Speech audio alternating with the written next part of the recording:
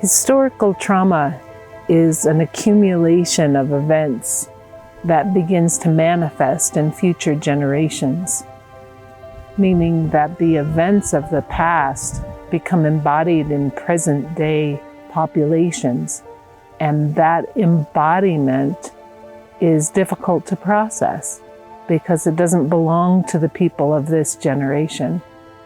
But there's difficulty making that distinction.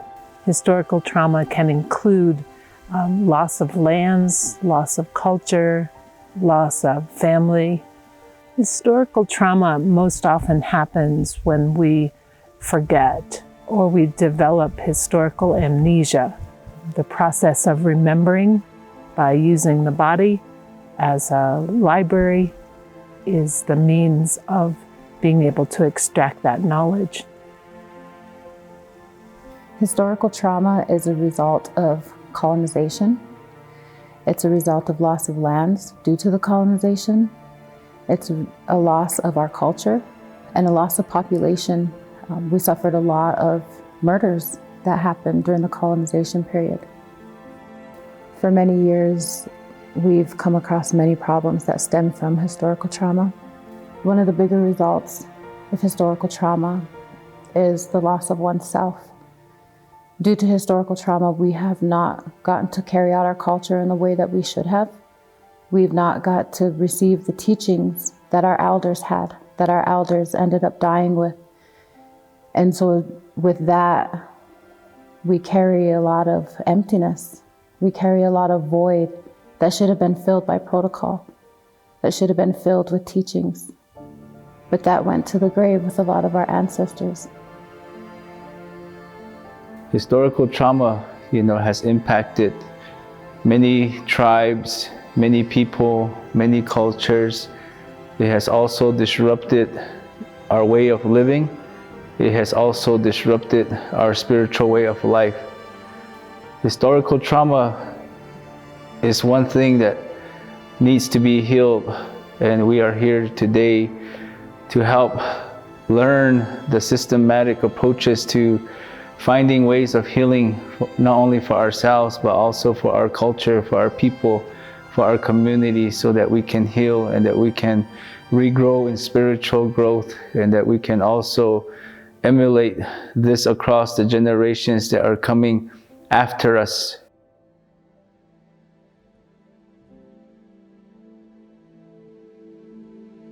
Today, historical trauma shows many forms.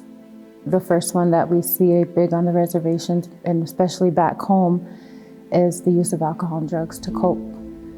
The next one would be the loss of parenting. We have parents who never showed their children how to be parents. So now we have children parenting as children and parenting their younger brothers and younger sisters.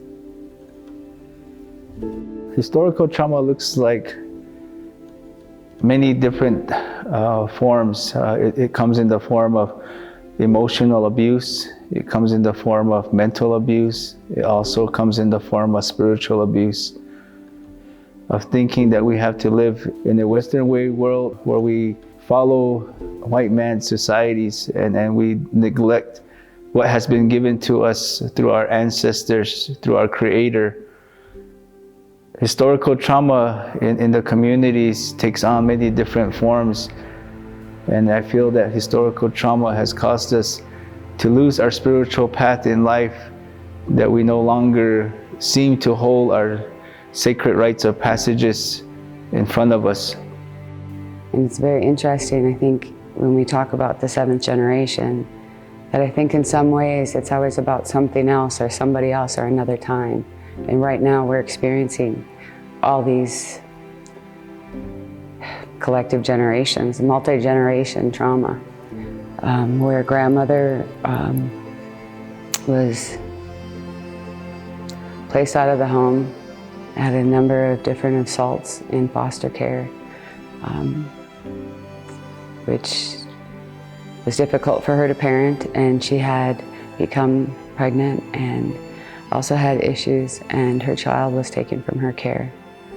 And when Grandma got better, there was a new child born, and that child also then was removed from the mother's home and then she was assaulted as well. But part of, I think, the healing and the coming back together once that family's all together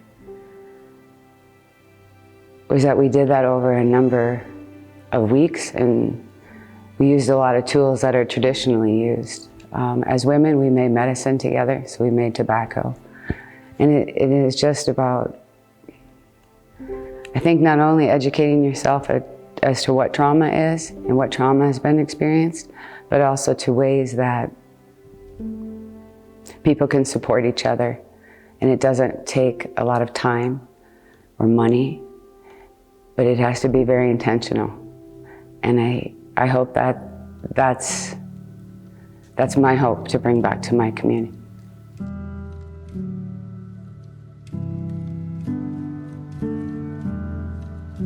I facilitated a group not too long ago back home, and even just going in and creating a safe place, letting people know we're here to talk about things, resulted in so many people opening up.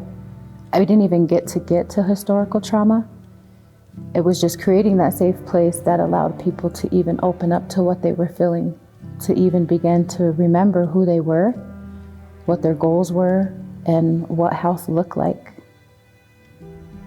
What people are doing about historical trauma, what I see today, is that people are becoming aware. People are becoming knowledgeable of how historical trauma has impacted our communities.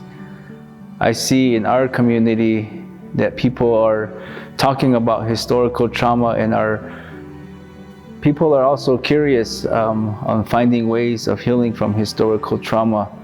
And ways that we can heal from this to restore and revitalize our ways of living, our sacred ways of living through spiritual values, so that we can become better people and that we can become reconnected not only to Mother Earth, but also to the universe and everything that is around us.